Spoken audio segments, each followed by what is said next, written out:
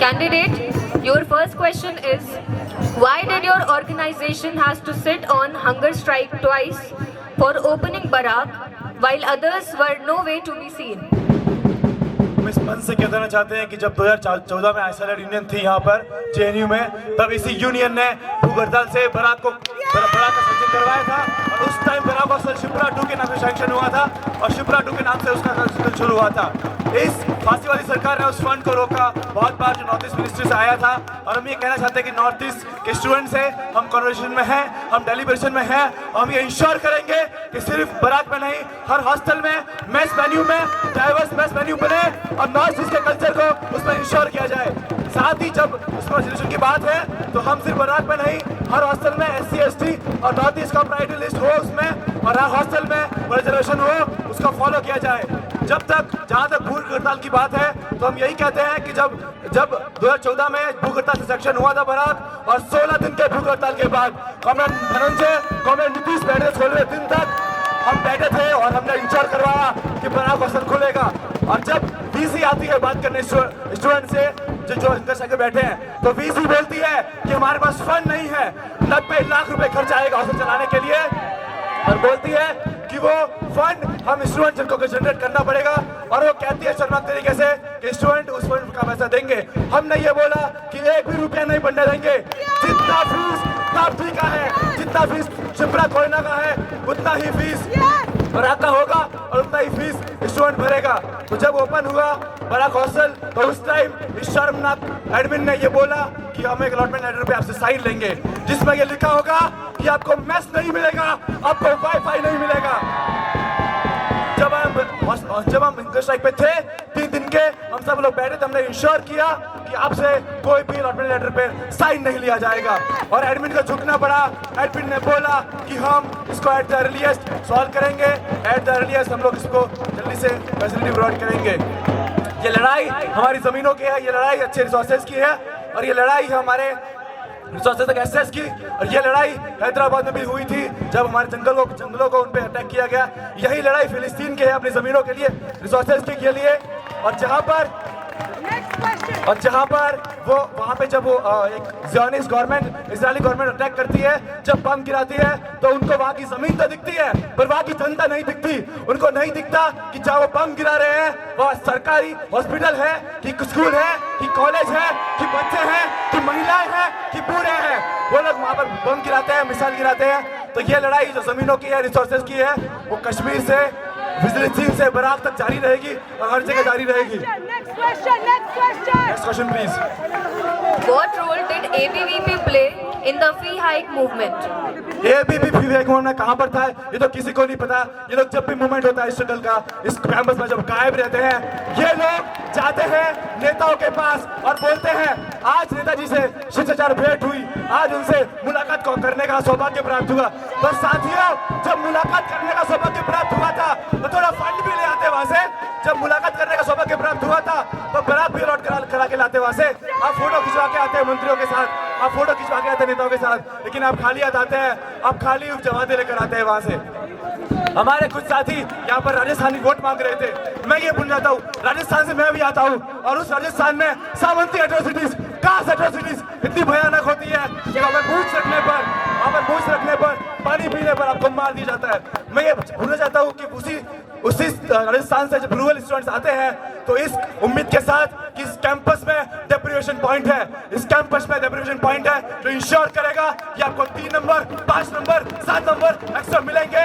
यहाँ पर फीस कम है ताकि आपको अच्छे से एजुकेशन मिले। यहाँ पर हॉस्टल की फीस 10 रुपए है। आपको इंश्योर किया जाएगा कि आपको बाहर बुनियाद में विजयनगर नहीं रहना पड़ेगा। बहुत बढ़िया। The question for you is, आपने अभी IC को पपेट कहा, लेकिन IC में पार्टिसिपेट करने वाली SFI के साथ अलायंस बनाया, इस पर आप क्या कहेंगी? सुन लीजिए। मैं ये कहना चाहूंगी कि SFI का अपना स्टैंड था, PSA का अपना स्टैंड था। PSA आज भी IC को रिजेक्ट करता है, PSA आज भी IC को रिजेक्ट करता है और IC के इलेक्शंस में पार्टिसिपेट नहीं किया। Despite many clarifications from BAPSA, why are you still while appropriating their name for your political benefit.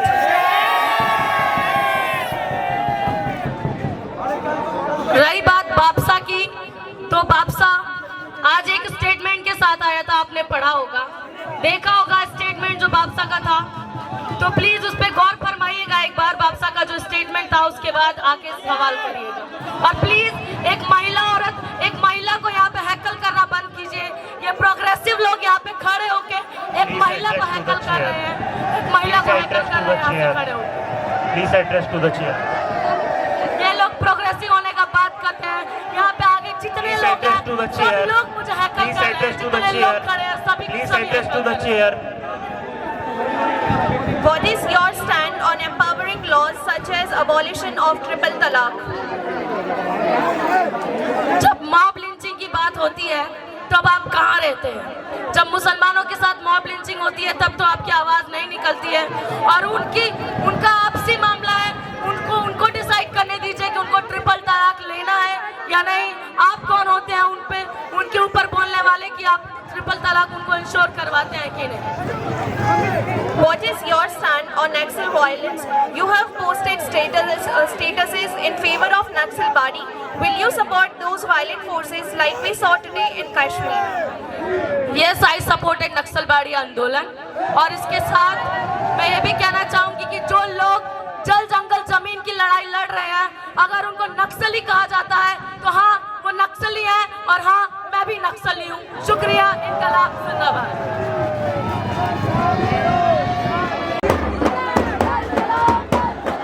Question is, last year your government in Himachal brought a notification similar to that of UP government which asked street vendors to put their names on their shops. What do you have to say about this Islamophobic character of your government?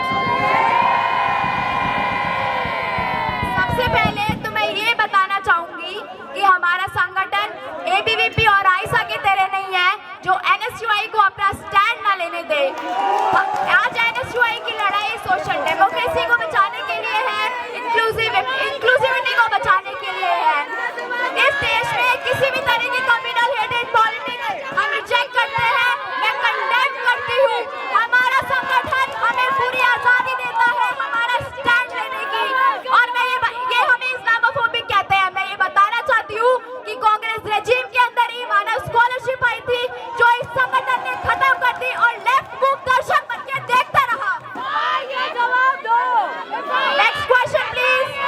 जब आपका mother party Congress HCU में land grab करते हैं corporate की सुविधा के लिए, और स्टूडेंट्स जब विरोध करते हैं लाठीचार्ज डिटेन करते हैं, आप कैसे स्टूडेंट्स राइट और स्टूडेंट्स मुद्दों पर फाइट कर सकते हैं? मैं ये आप सब कांग्रेस ने क्यों स्टूडेंट्स का एक भी डिमांड फुलफिल नहीं कर पाया? मैं ये आप सबको बताना चाहूंगी कि NSUI ने डे 1 से इस एक्शन को कंडेम करा है। हैदराबाद NSUI ने इस एक्शन को कंडेम किया है। हम किसी भी गलत राजनीति की बात नहीं करते हैं। आप लोगों के पेरेंट ऑर्गेनाइजेशन की तरह नहीं।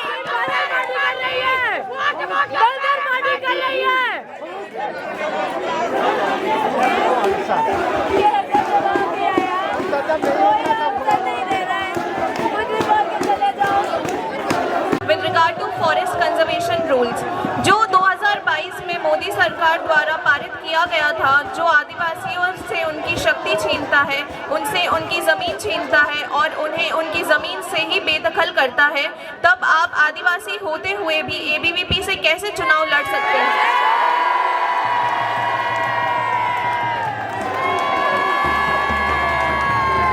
सवाल पूछने वाले से मैं कहना चाहूँगा, इन वामपंथियों से कहना चाहूँगा कि मोदी सरकार की नीतियों के लिए ABVP उतना भी जिम्मेदार नहीं है जितना माओ स्टालिन के द्वारा हुए नरसंहार के लिए ISA और SFI जिम्मेदार है। और आदिवासी के ABVP से चुनाव लड़ने की बात करी, मोदी सरकार की बात कही, तो मैं बताना चाहूँगा कि द्रौपदी मुर्मू को अपना राष्ट्रपति मानता हूँ, वामपंथी उनको अपना राष्ट्रपति नहीं मानते, क्योंकि ये राष्ट्र को ही नहीं मानते, ये भारत को ही नहीं मानते। और आदिवासियों को चुनाव लड़ने की आप बात करेंगे, उनके नेतृत्व पे आप सवाल उठाएंगे। इन वामपंथियों की CPM की 100वीं कांग्रेस अभी हुई, इनसे पूछिए कि पोलिट जेएनयू में आज तक इन्होंने एक आदिवासी को नेतृत्व दिया है क्या? ये आदिवासियों के नेतृत्व की बात करेंगे तो ये मेरा अखिल भारतीय विद्यार्थी परिषद संगठन ही था जिसने पिछले चुनाव में यहाँ प्रेसिडेंट पद के लिए उमेश चंद्र अजमीरा एक आदिवासी समुदाय के व्यक्ति को खड़ा किया था। और आज मैं आदिवासी समुदाय का नेतृत्व करने के लिए इस मंच पर खड़ा हूँ। इन वामपंथियों के चंगुल से इस जेएनयू को, मेरे आदिवासी समाज को निकालने के लिए यह आवाज बुलंद कर रहा हूँ। मेरा आदिवासी समाज तुम्हारी उधार की ली हुई विचारधारा, रूस से और चीन से चलने वाली विचारधारा से चलने वाला समाज नहीं है। वो अपनी विचार और अपना नेतृत्व करने के लिए स्वयं स्वतंत्र है। उसको तुम्हारे टुकड़ों में, तुम्हारे ध्वज पे लाल रंग के नीचे पलने की आवश्यकता नहीं है। मणिपुर में हुए नरसंहार के बाद मेती लोगों की एसटी स्टेटस की मांग पर आपकी क्या राय है? जो वहाँ पर चीजें चल रही हैं वो शांतिपूर्ण ढंग से स्थापित हो, सामाजिक समरसता स्थापित हो, इसमें संविधान सम्मत जो भी निर्णय होगा हम उसका समर्थन करेंगे। Your organization supports Manusmriti, which degrades Dalits and Adivasis of the nation. Are you in favor of Manusmriti? मैं यहाँ के, मुझे इनकी बौद्धिकता पे सवाल आ रहा है कि इन लोगों को बार बार हजारों बार इस मंच से सवाल पूछा गया होगा। मैं इनको जवाब देता हूँ कि ये देश बाबा साहब के संविधान से चलता है, कोई मनुस्मृति और कुरान से नहीं चलता है। तो थोड़ा पढ़ के आइए। ये लोग जो सवाल कर रहे हैं, आपने देखा होगा एक सवाल जेएनयू के मुद्दों पे नहीं है, क्योंकि ये बता ही नहीं पाएंगे कि इन्होंने जेएनयू के मुद्दों पे काम किया है।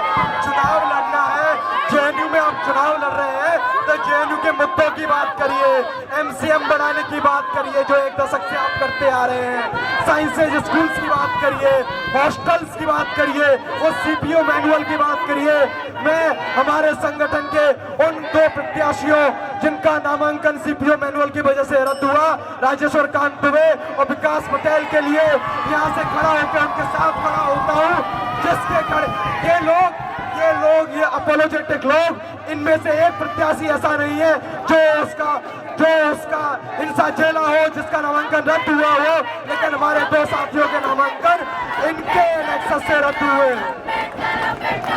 When ABVP made a poster of Ambedkar with a Bhagwa flag, the same Ambedkar who rejected ABVP, RSS and Hinduism and called RSS a terrorist organization, the same Ambedkar who gave rights to SC, ST, do you think you are doing the right thing?